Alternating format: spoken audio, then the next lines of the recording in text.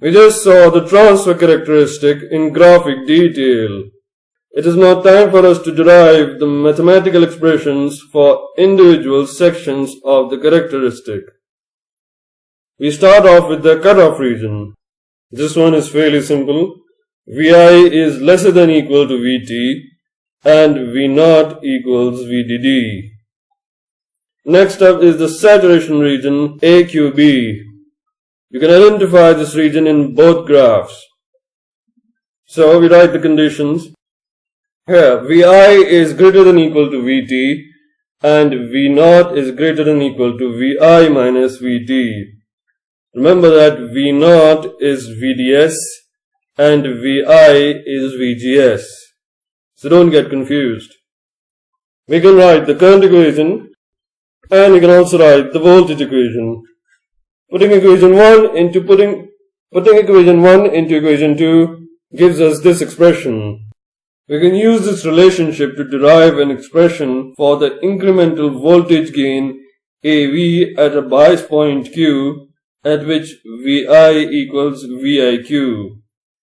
Mathematically, this can be written as this derivative. Solving it, we get this expression. We can further simplify this by utilizing this equation and putting Vi equals VIQ and V0 equals VOQ in this equation and substituting VIQ minus VT with VOV to get AV equals minus 2 bracket VDD minus VOQ bracket close divided by VD. This expression is obviously more simplified. We move on to the Triode Segment Bc. The conditions for this are Vi is greater than equal to Vt and V0 is lesser than equal to Vi minus Vt. Remember, V0 is equal to VDS and Vi is equal to VGS.